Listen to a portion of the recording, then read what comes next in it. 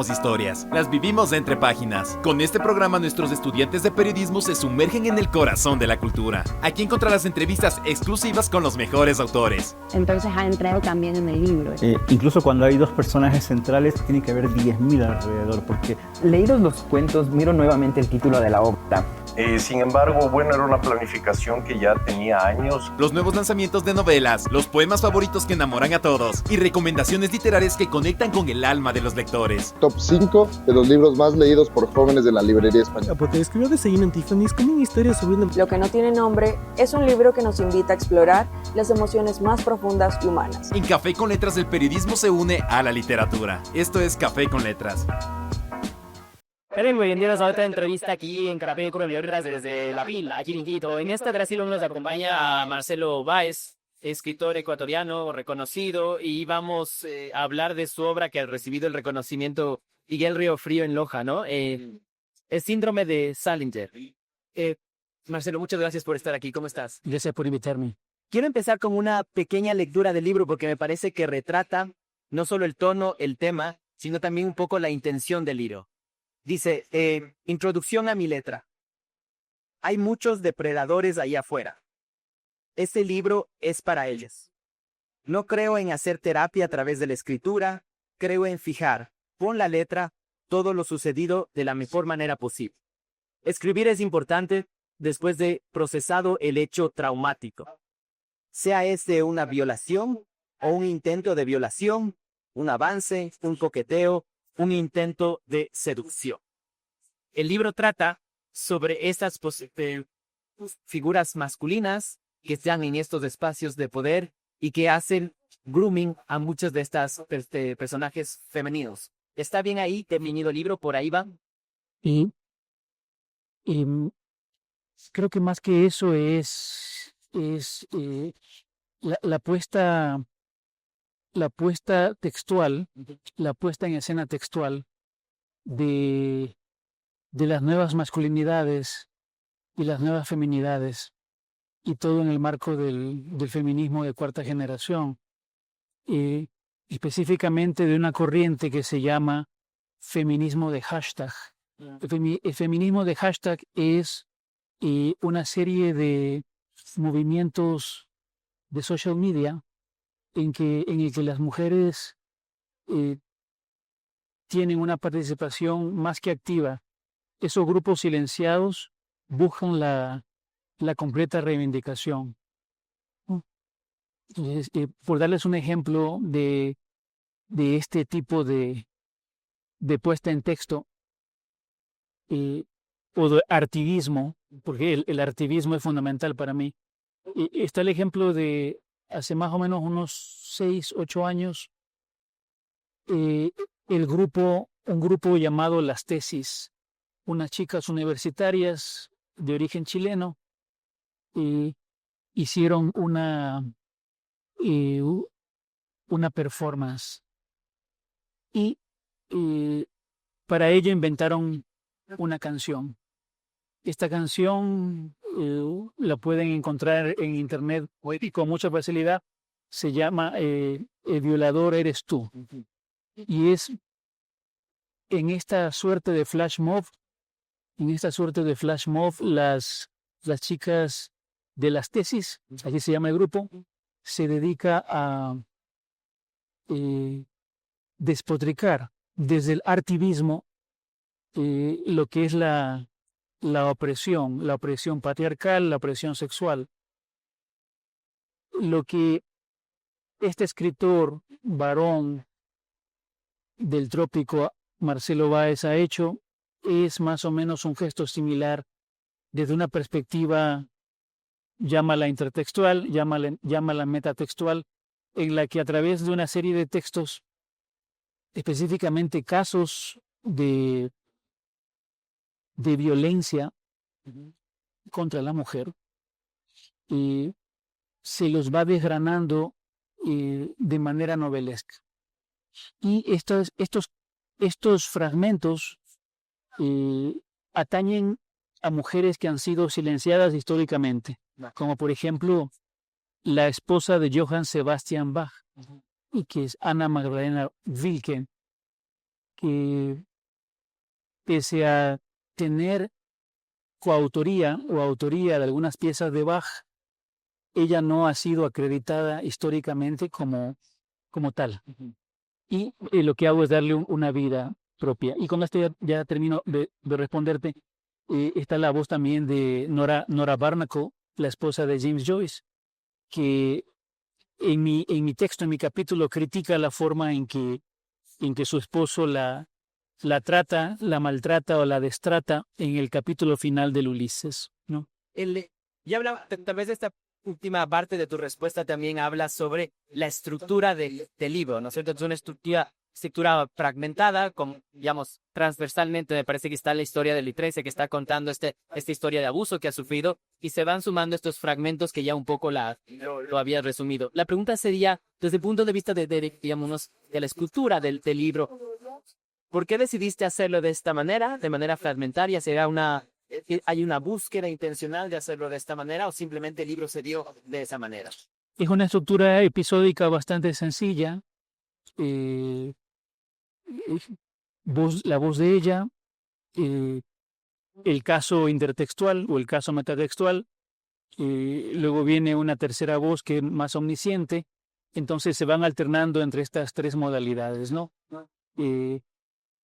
No hay ningún tipo de exquisitez en la estructura, es bastante sencilla, bastante simplona hasta podría decirse, esta alternancia episódica que me ayudó a manejar un material en bruto mucho más copioso, mucho más grande que yo tenía, ¿no? Entonces, gracias a esta alternancia de estas tres modalidades de voces, pude dejar afuera un montón de capítulos. Por darte un ejemplo, boté al tacho de la basura. Cuando digo botar al tacho de la basura es mandarla a la papelera de reciclaje. Un capítulo sobre Elena Garro, la esposa de Octavio Paz, quejándose del maltrato que tanto ella como su hija han sufrido mientras vivieron con este poeta y diplomático, ¿no? Entonces, sí hay capítulos que me dio un poco de tristeza eliminar, pero uno de los grandes consejos que dan es que cuando no sepas qué cortar o qué eliminar, descarta lo que más te gusta. Entonces, seguí ese mandamiento. Raúl Vallejo, en la presentación del libro, también hablaba de un componente que es el humor, el trato del humor, ya no solo en esta obra, sino en otras publicaciones y textos de Marcelo, ¿no es cierto? Y yo recordaba y quería preguntarle sobre el humor, porque también cuando entrevistábamos a Carolina Andrade hace poco, también le preguntaba sobre el tema del humor. Ella me respondía que esto del humor no era una búsqueda necesariamente intencional en la obra, sino que le salía casi de manera espontánea, ¿no? Y quería hacerte también la misma pregunta, si el humor es un trabajo intencional en tus obras o es algo que también sale de manera natural en el proceso. Oye, este Palacio de Cristal se parece muchísimo al de Guayaquil. Sí, está hermoso. Más que de humor, yo hablaría de la ironía intertextual, la ironía posmoderna, que es como le llama Humberto Eco en Apostillas al nombre de la rosa, al manejo del humor intertextual, del sarcasmo metatextual. Es decir, la ironía en función de los textos que uno va activando en ese artefacto llamado novela, ¿no? Entonces, no es una búsqueda intencional, consciente. Repito, la ironía, no el humor, la ironía intertextual. La misma historia te va dando la pauta de si debes usarla o no, hasta qué punto eres serio o no. Pero sí, Si prefieres usar la palabra humor, yo me iría más por ironía o por sarcasmo, o como yo mismo soy, un devoto de la socarronería. Quiero volver un poco a una de las preguntas anteriores, ¿no? Porque una de las preguntas que surgió en la presentación del libro también tenía que ver con una persona, una mujer que hablaba de eso. A la final esta obra intenta dar voces o visibilizar algunas historias de mujeres que usualmente no son tan conocidas y los reivindica a través de tus textos. Se da voz a quienes usualmente no tenían voz. Era un planteamiento de esta persona que hacía el comentario. Y me surgía la duda de cuál es la posición como autor, digamos, como una persona, como un hombre que da voces a estas mujeres y esas historias dolorosas. Y es que esta posición tuya es más de una reivindicación social de ese fenómeno, o como autor, ahí hay otro tipo de intereses y búsquedas. Sí, como le dije a la persona que me hizo esa pregunta, acá abajo, en la sala Luz Argentina Chiriboga, aquí en la Feria del Libro de Quito 2025, yo le respondí que mi preocupación por la voz femenina es una preocupación que la vengo arrastrando desde el principio de mi trayectoria literaria, ¿no? Entonces, el primer libro que publiqué yo, mi ópera prima, un libro de cuentos, en el año 93 del siglo pasado, Movimientos para bosquejar un rostro, ya tenía un cuento en el que había una voz femenina.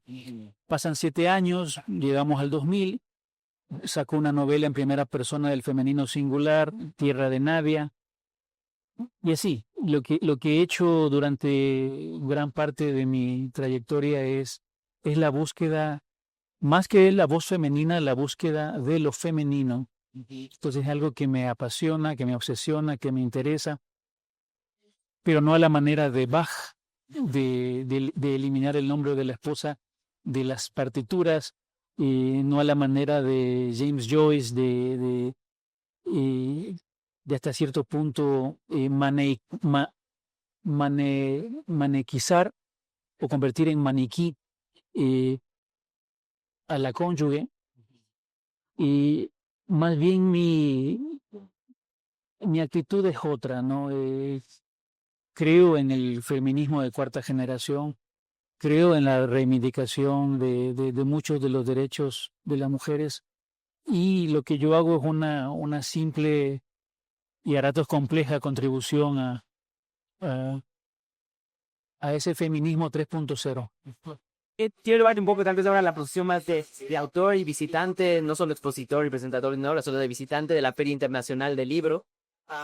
Obviamente hay siempre unos fines comerciales en las ferias del libro, y a propósito del síndrome de Salinger se está vendiendo aquí en el stand de Casa Morada, sin estar correcto en la feria. Y te quiero preguntar si hay alguna expectativa como asistente a la feria de otros autores, de otras búsquedas, de algún interés particular que Marcelo Báez como lector también le interesa aquí en el film.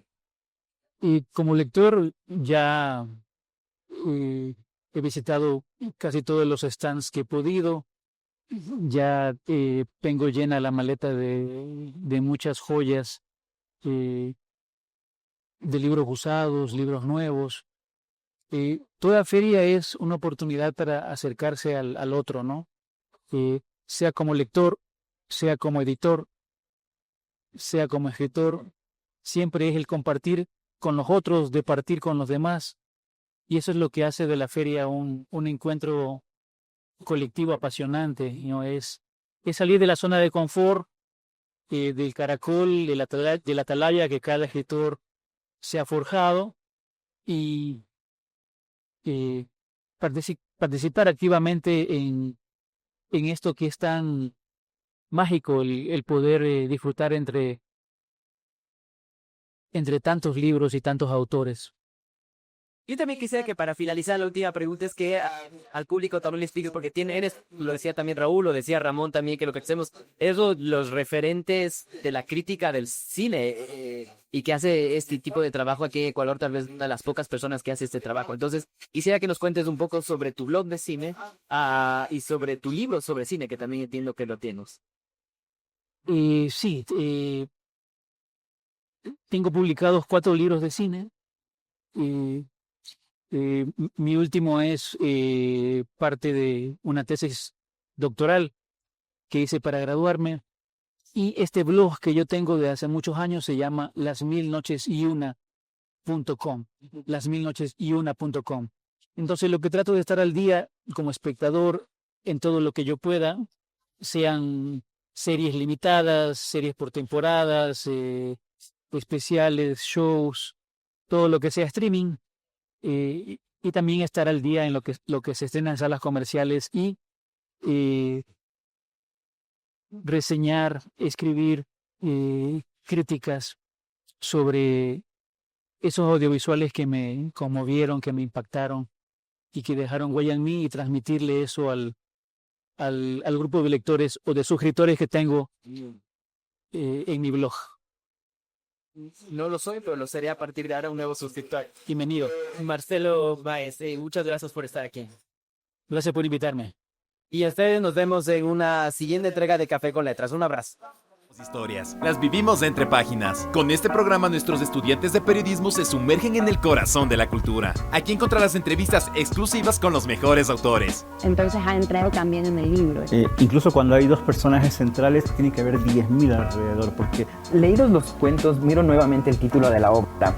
Sin embargo, bueno, era una planificación que ya tenía años. Los nuevos lanzamientos de novelas, los poemas favoritos que enamoran a todos y recomendaciones literarias que conectan con el alma de los lectores. Top 5 de los libros más leídos por jóvenes de la librería española. Porque escribió Desayuno en Tiffany's con una historia sobre una... Lo que no tiene nombre es un libro que nos invita a explorar las emociones más profundas y humanas. En Café con Letras el periodismo se une a la literatura. Esto es Café con Letras.